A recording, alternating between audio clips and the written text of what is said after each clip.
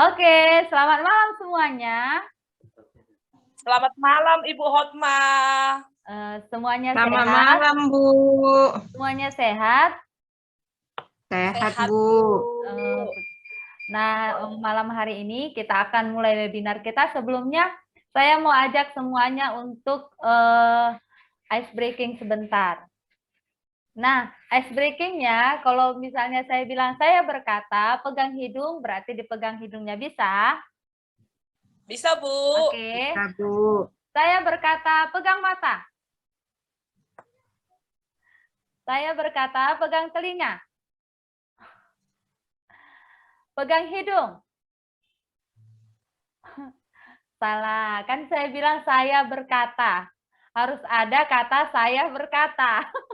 Oh, Alah. Oke, kita ulang lagi ya. Saya berkata, pegang mulut. Saya berkata. Saya berkata, pegang kepala. Pegang telinga. Oke, kita tepuk tangan semuanya ya. Oke, hari ini kita akan membahas tentang budaya positif yang akan kita lakukan di sekolah kita masing-masing. Kita adalah guru-guru hebat semuanya. Nah, saat ini saya akan mulai presentasikan apa itu budaya positif di sekolah kita masing-masing. Baik. Udah nampak nggak, teman-teman? Belum, Bu. Oh, udah. Ya, oke.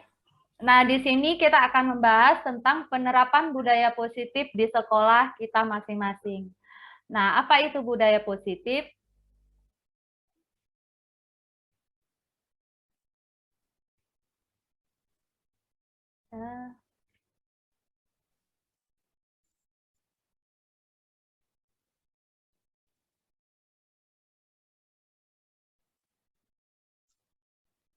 Bu, itu ter-unmute, Bu. Suaranya, Bu.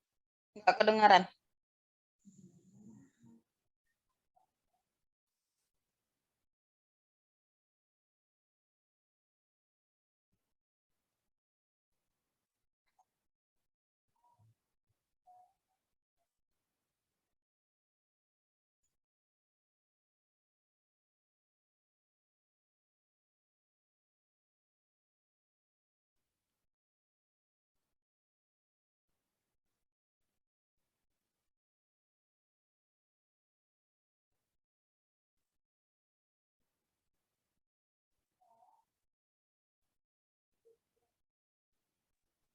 Oke, penerapan budaya positif di sekolah.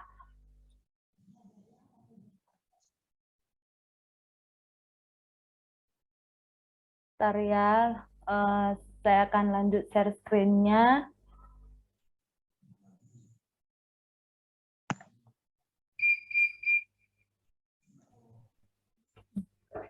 Nah, di sini kita akan mencari apa sih artinya budaya positif itu. Budaya positif yaitu nilai-nilai, keyakinan-keyakinan, dan kebiasaan-kebiasaan di sekolah yang berpihak pada siswa dan dapat membuat siswa tumbuh dan berkembang menjadi pribadi yang bertanggung jawab, kritis, dan penuh hormat. Penerapan budaya positif di sekolah tujuannya yaitu untuk menumbuhkan karakter anak. Nah, di sini kita akan mempelajari tentang budaya positif.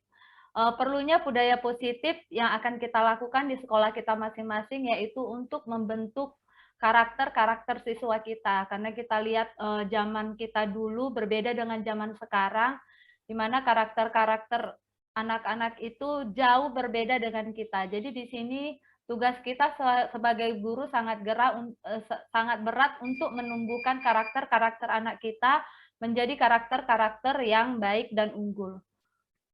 Apa saja budaya positif yang harus kita terapkan di sekolah? Ada beberapa budaya positif yang harus kita terapkan di sekolah kita masing-masing. Yaitu yang pertama melaksanakan tata tertib sekolah, di mana setiap sekolah memiliki tata tertibnya masing-masing. Di mana kita juga harus menerapkan tata tertib di sekolah kita masing-masing sehingga anak didik kita boleh melaksanakan tata tertib itu dan melakukannya dengan penuh disiplin. Yang kedua, cinta, kebersihan, dan lingkungan. Nah, di sini kita sebagai guru harus menumbuhkan rasa kepedulian terhadap anak didik kita untuk mereka peduli terhadap kebersihan sekolahnya, bahkan lingkungan di rumahnya. Ketika kita mengajari mereka arti kebersihan dan peduli kepada lingkungan, akan menjadi habit mereka untuk mereka boleh menjaga kebersihan di rumah mereka, baik di maupun di sekolah. Nah, yang ketiga yaitu budaya positif yang harus kita kembangkan, yaitu kejujuran. Ketika anak-anak melakukan kesalahan, mereka boleh jujur menjawab sebenarnya apa yang terjadi dalam hati mereka atau apa yang mereka lakukan. Karena sering sekali kita temukan di lapangan anak-anak ketika melakukan kesalahan, kita tanya, mereka berbohong. Jadi di sini kita ingin menerapkan lebih lagi kejujuran pada anak didik kita. Yang keempat yaitu religius. Kita mau mengembangkan keagamaan dalam setiap kehidupan peserta didik kita, di mana mereka boleh mengenal dan mempercayai siapa Tuhannya, dan mereka boleh bertumbuh menjadi anak-anak yang takut akan Tuhannya. Dan yang kelima yaitu kepedulian. Nah, kita mau mengembangkan lebih lagi kepedulian terhadap anak didik kita. Mereka boleh peduli dengan sesama mereka, mereka boleh memiliki rasa tolong menolong. Ketika temannya mengalami kesulitan, mereka mampu menolong. Bahkan ketika guru mengalami kesulitan dalam kelas, contohnya dalam membantu guru membagi pensil, anak-anak boleh langsung peka untuk menolong gurunya. Di sini kita mau terapkan kepedulian bagi anak didik kita. Dan yang keenam adalah sifat toleransi.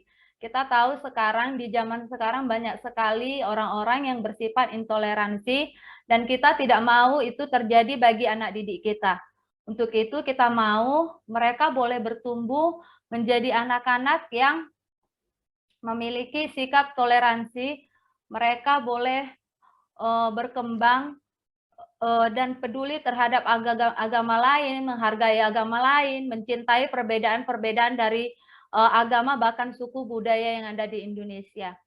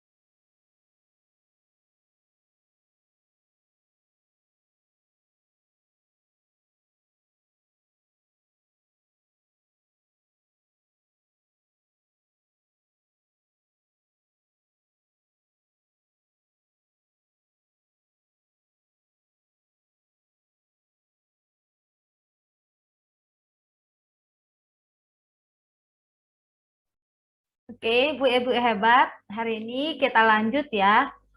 Budaya positif yang akan kita bawakan untuk anak-anak kita sebagai guru.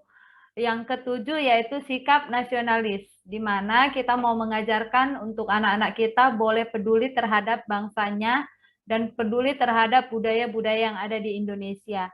Nah, seperti apa contohnya? Bahwa sekarang kita tahu bahwa anak-anak sekarang lebih mengikuti zaman modern, sehingga mereka melupakan apa yang menjadi budaya-budaya di Indonesia. Untuk itu, ini merupakan tugas guru bagaimana cara kita mengaktifkan kembali, menanamkan kembali kepada anak-anak didik kita untuk mereka boleh peduli terhadap budaya-budaya yang ada di Indonesia, seperti tariannya, sukunya, atau budaya-budaya yang ada di Indonesia, bahasanya. Jujur saja, untuk bahasa saja mungkin anak-anak sekarang mereka sudah lupa dengan bahasa daerahnya masing-masing. Untuk itu, sebagai guru kita ingin menekankan kembali sikap nasionalisme anak kita untuk mereka mencintai budaya dan bangsa kita. Lanjutnya,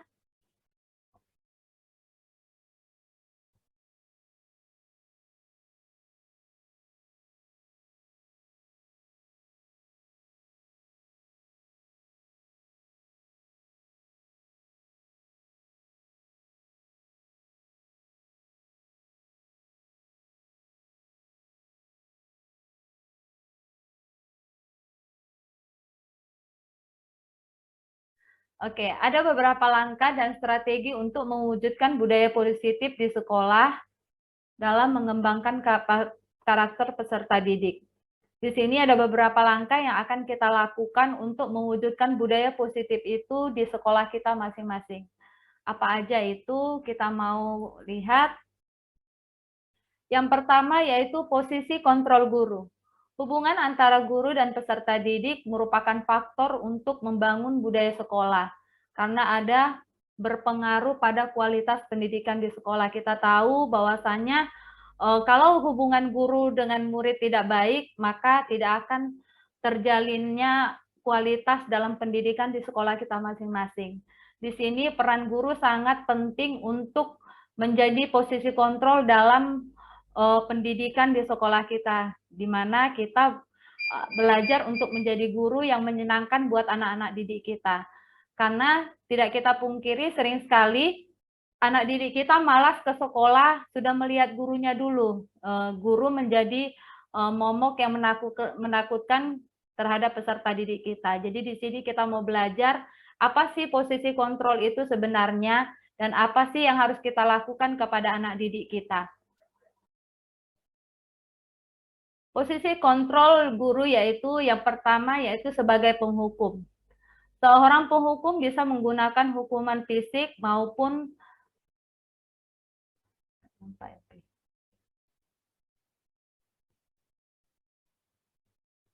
verbal. Guru yang menerapkan posisi penghukum akan berkata, patuhi aturan saya atau awas, kamu selalu saja salah. Guru seperti ini senantiasa percaya hanya ada satu cara agar pembelajaran bisa berhasil, yaitu cara dia.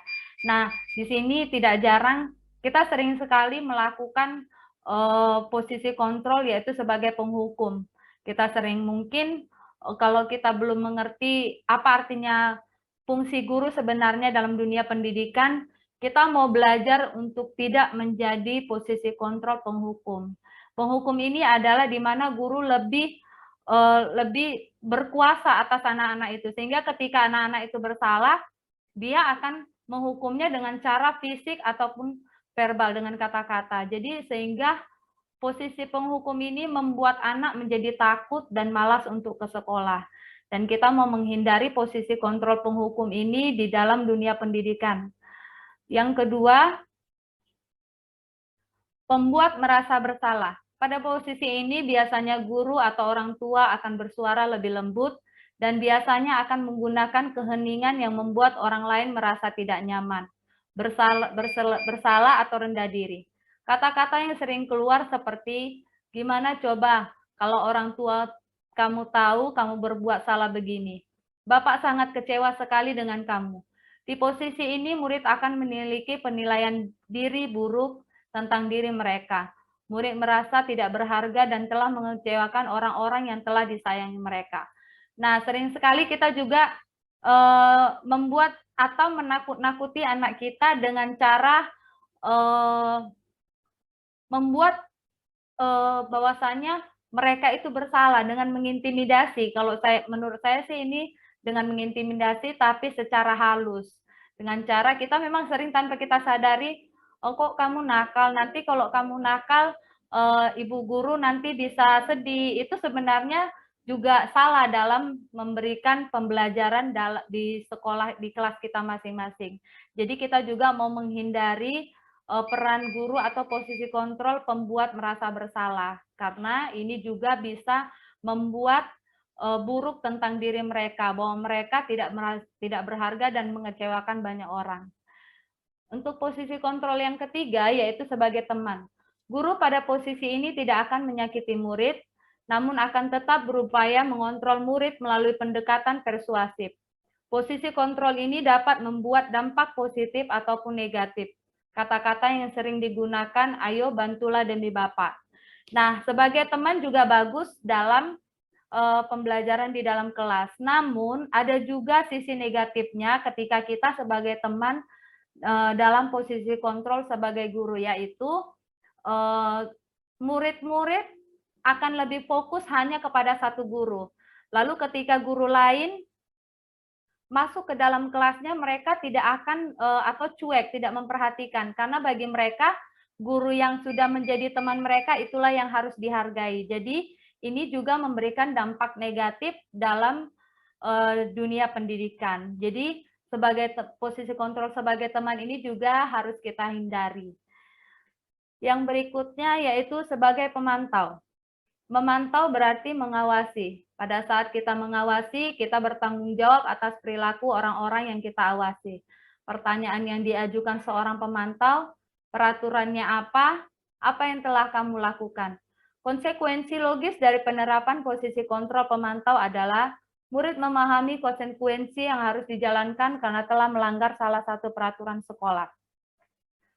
Untuk posisi kontrol sebagai pemantau, ini juga bagus dilakukan oleh guru, namun masih ada sisi negatifnya dalam posisi kontrol sebagai pemantau, di mana guru terus mengawasi murid sehingga murid merasa tidak nyaman, karena ketika kita diawasi terus-menerus, maka ketidaknyamanan itu akan tercipta bagi peserta didik kita. Jadi ini juga memiliki sisi negatif dalam dunia pendidikan atau posisi kontrol sebagai guru. Kita tidak mau memberikan kesan kepada anak didik kita membuat mereka tidak nyaman karena selalu diawasi. Apapun yang mereka kerjakan kita awasi, apapun yang mereka lakukan kita awasi. Sehingga mereka akan menutup diri kepada kita sebagai guru. Dan untuk yang posisi kontrol yang kelima yaitu sebagai manajer. Posisi di mana guru berbuat sesuatu bersama dengan murid, mempersilahkan murid mempertanggungjawabkan perilakunya, mendukung murid agar dapat menemukan solusi atas permasalahannya sendiri. Seorang manajer telah memiliki keterampilan di posisi teman maupun pemantau. Seorang manajer akan berkata, apa yang kita yakini, apa kamu meyakininya? Jika kamu meyakininya, apakah kamu bersedia memperbaikinya? Nah, ibu-ibu guru hebat semuanya, di sini kita mau belajar untuk menjadi guru yang memiliki posisi kontrol sebagai manajer. Di mana sebagai manajer itu yang menggabungkan posisi kontrol teman maupun pemantau. Di sini guru menjadi mentor bagi seorang murid. Dia tetap mengawasi muridnya, dia mengajari dan tidak melepas. Ketika seorang murid melakukan kesalahan, dia tidak mengintimidasi atau memberikan hukuman secara langsung, tapi dia memberikan seperti sebab akibatnya, kalau kita melakukan ini akan ada akibatnya seperti ini. Dan dia juga mengajarkan anak-anak itu untuk bertanggung jawab atas apa yang sudah dia lakukan. Jadi dia tidak melepas anak tersebut. Ketika anak-anak tersebut tidak mampu untuk melakukan mencari solusi, dia akan memberikan solusi apa yang harus anak-anak itu perbuat. Yuk, ibu-ibu guru hebat, kita mau belajar posisi kontrol yang kelima itu kita miliki di sekolah kita masing-masing. Sehingga anak-anak kita boleh memiliki kedekatan yang luar biasa kepada kita dan boleh memiliki kenyamanan kepada kita. Jadi kita mau belajar di sini. Jadi guru yang memiliki posisi kontrol sebagai manajer. Itu berikutnya yaitu bagaimana langkah-langkah kita untuk menjalankan budaya positif, yaitu membuat kesepakatan kelas. Kesepakatan kelas berisi aturan untuk membantu guru dan peserta didik bekerja secara bersama-sama untuk membentuk kegiatan pembelajaran yang efektif. Untuk kesepakatan kelas, maka perlu penyusunan aturan yang jelas sehingga peserta didik dapat memahami sebuah perilaku yang diharapkan. Nah, untuk kesepakatan kelas ini, saya juga baru belajar setelah mengikuti guru penggerak, pendidikan guru penggerak.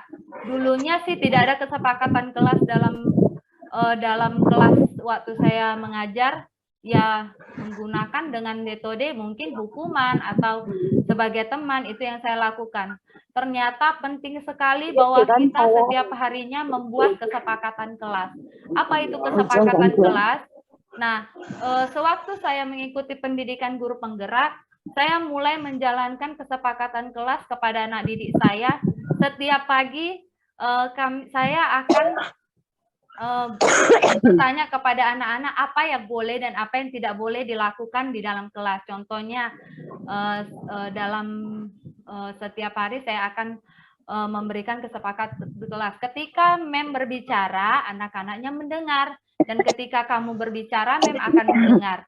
Itu kesepakatan kelas kita. Dan waktu makan tidak boleh berjalan, tapi tetap, apalagi di posisi anak PK, dan saya mengajar di taman kanak-kanak dengan penjelasan bahwasanya kenapa tidak boleh makan sambil berjalan, di situ dijelaskan. Jadi memang setiap hari sebelum masuk, kesepakatan kelas itu akan saya terus ingatkan kepada anak didik saya, sehingga mereka tersimpan di memori otak mereka dan mereka melakukan. Jadi setiap hari mereka langsung bilang, oh iya mem, kalau mem berbicara nggak boleh ribut ya, harus mendengar gitu. Jadi kita belajar untuk membuat kesepakatan kelas setiap hari. Nah, ibu-ibu hebat, mulai saat ini kita mau belajar setiap hari sebelum masuk, sebelum melakukan pembelajaran, kita membuat kesepakatan kelas. Bisa juga dengan membuat poster-poster lalu kita tempel di dinding. Kesepakatan kelas apa aja? Contohnya ada 5. Waktu belajar tidak ada yang bermain, atau tidak boleh mencoret buku teman, atau waktu makan tidak boleh berjalan. Itu kita buat macam poster sehingga anak-anak boleh ingat. Bisa juga dilakukan misalnya sebelum masuk pembelajaran, kita ulangi kembali kesepakatan kelas yang sudah kita katakan, sehingga itu akan menjadi habit kepada anak-anak kita. Mereka akan menjadi anak tertib. Dan saya rasakan kepada anak didik saya saat ini, mereka tanpa saya harus marah-marah, mereka udah langsung ngerti, oh ini kesepakatan kelas sama mem di kelas. Jadi mereka sudah tahu mana aturan yang boleh dan yang tidak boleh. Dan untuk yang ketiga yaitu menerapkan budaya disiplin positif. Disiplin bertujuan untuk mengembangkan perilaku peserta didik serta mengajarkan peserta didik tersebut mengenai kontrol dan kepercayaan diri serta fokus pada apa yang mau dipelajari. Nah, ibu-ibu hebat, di sini kita mau belajar menerapkan budaya disiplin positif kepada anak didik kita. Sehingga apa itu budaya disiplin? Mereka boleh melakukan peraturan-peraturan yang ada di sekolah, sehingga mereka boleh mengontrol diri mereka. Yang harusnya mereka berbuat salah, mereka bisa mengontrol sehingga mereka tahu mana perbuatan yang salah dan yang benar. Di sini kita mau belajar untuk boleh menerapkan budaya-budaya disiplin positif bagi anak didik kita. Sampai di sini presentasi saya. Jika ada teman-teman atau ibu guru hebat yang mau menanggapi atau memberikan masukan atau memberikan pertanyaan, saya persilakan.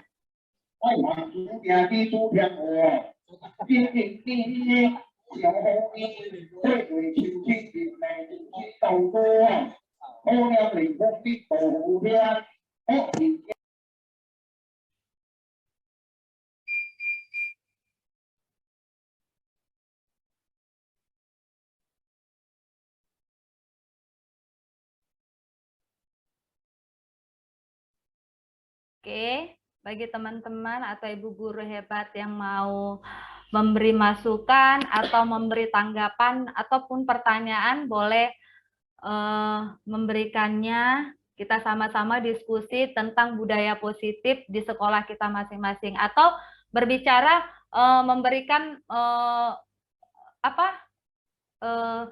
kalau di sekolah saya seperti ini budaya positifnya, kita sama-sama diskusi. Ada enggak teman-teman yang mau berbagi tentang budaya positif di sekolahnya masing-masing?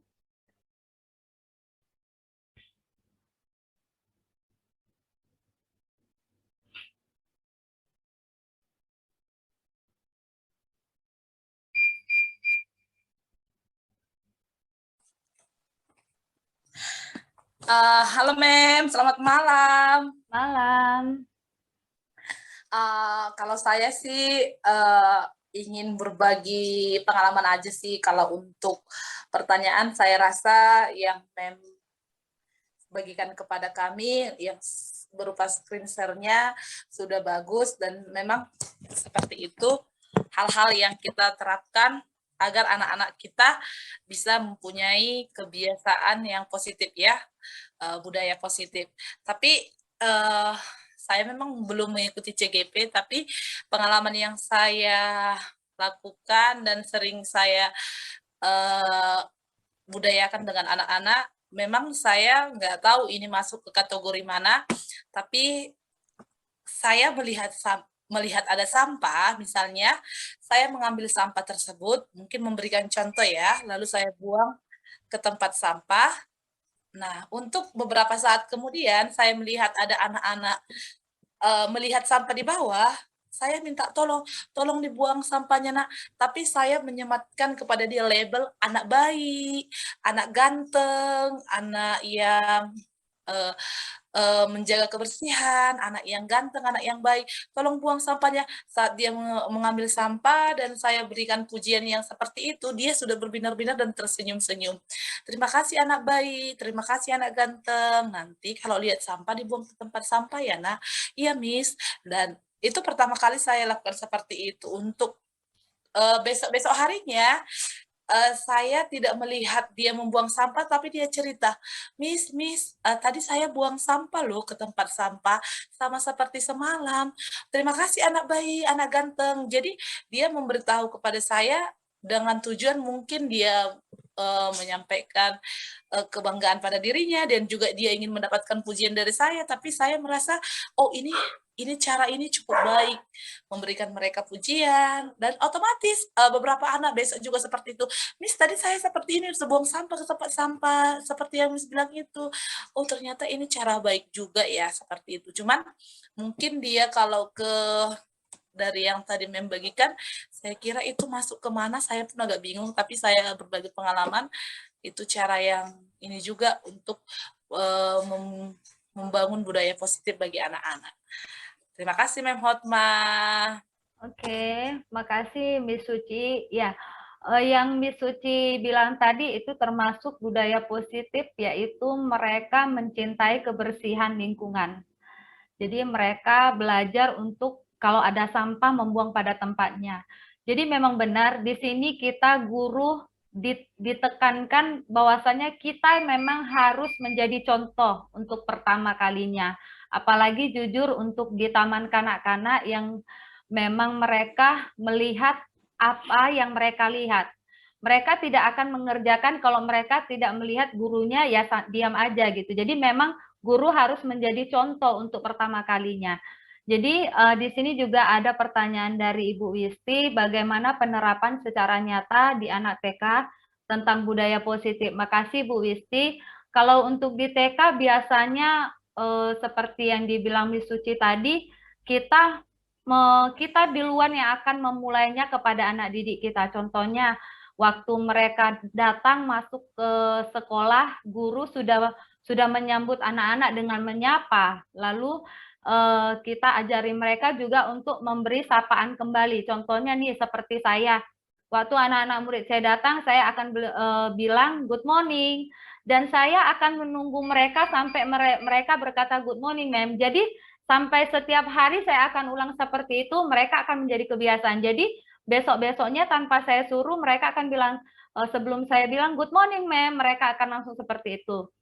Dan contoh untuk dalam kebersihan, untuk pertamanya saya akan menunjuk, saya akan mengambil tempat sampah, menceritakan ini gunanya apa. Lalu ketika ada sampah, saya akan membuangnya seperti yang dibilang Miss Suci tadi.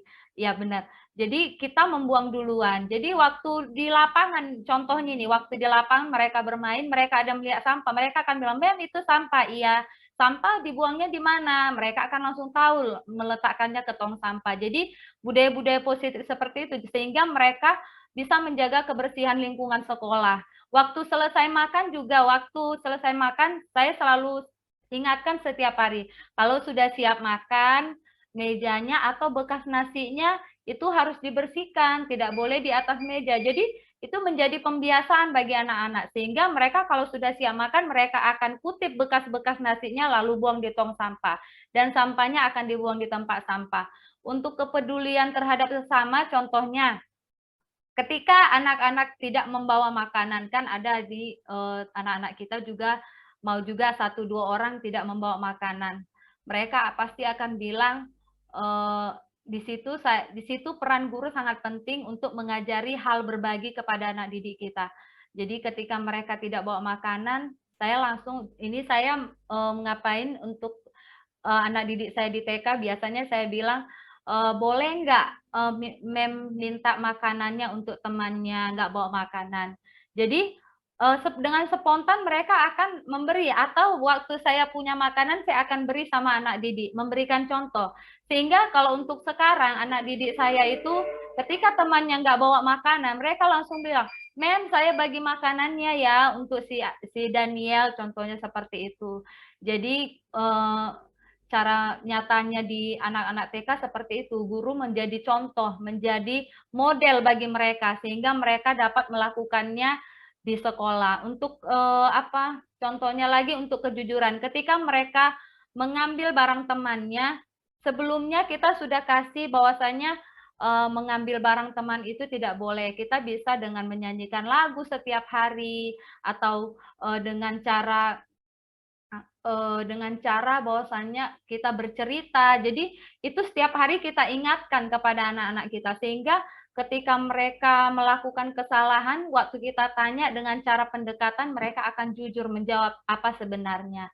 Jadi itu sih kalau untuk di Taman Kanak-Kanak sendiri. Ada lagi teman-teman atau ibu-ibu hebat yang mau memberi tanggapan?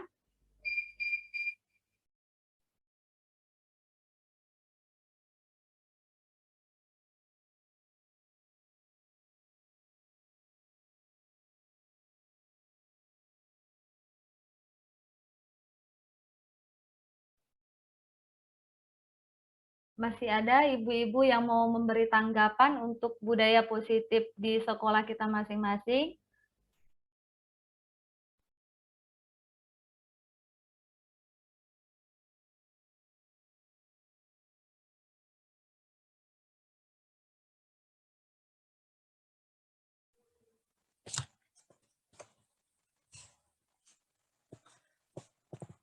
Saya kira semuanya udah mantap, Mem. Sudah cukup untuk kita pahami dan kita lakukan untuk anak-anak kita baik di sekolah maupun di rumah.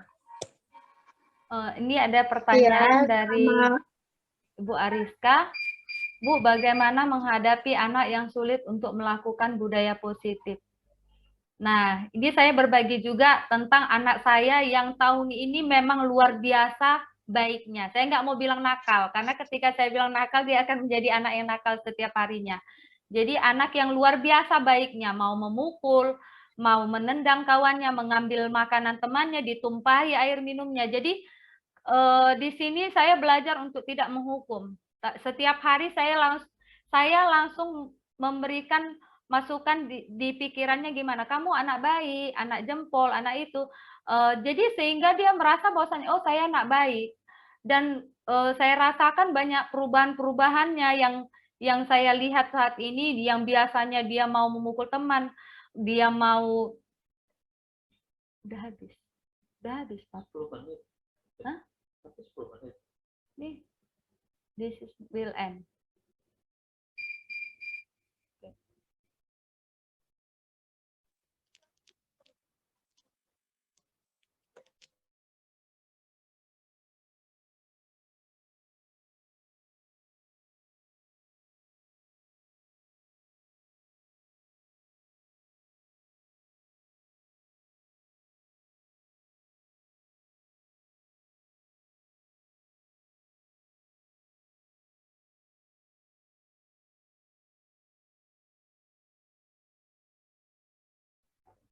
Nah, jadi kita memberikan nutrisi-nutrisi kalau saya bilang. Setiap harinya kita mengatakan, kamu anak hebat, kamu anak jempol, kamu anak pintar.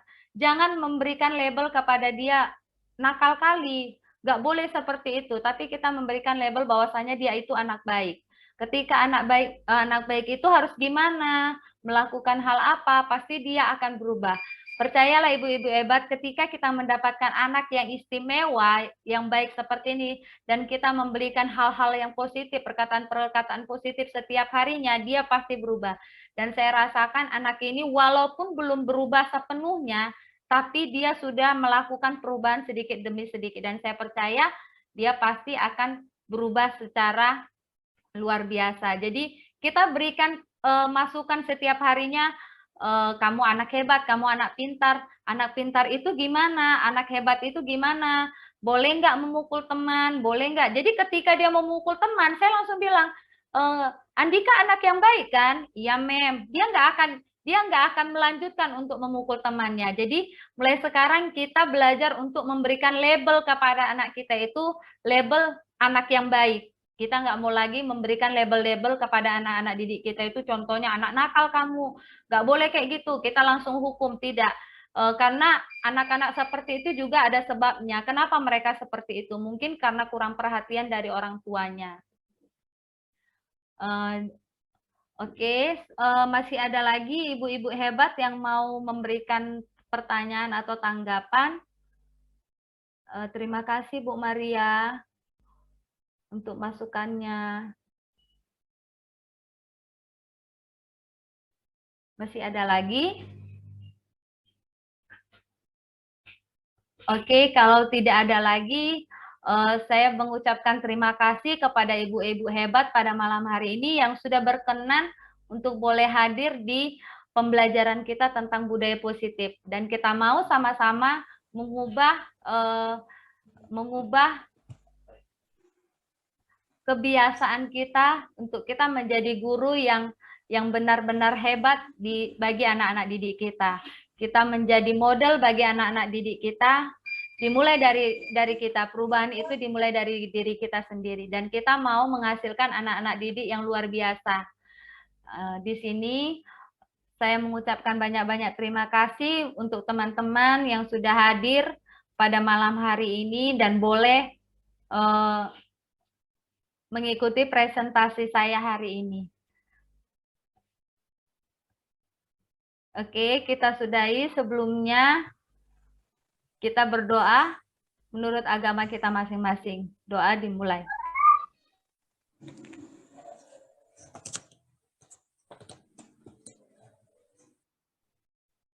Oke.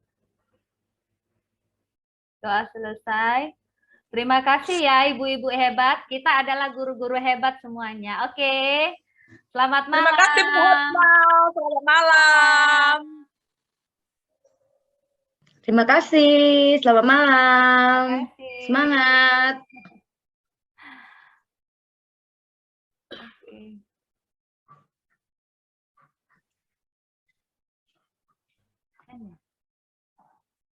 Oke.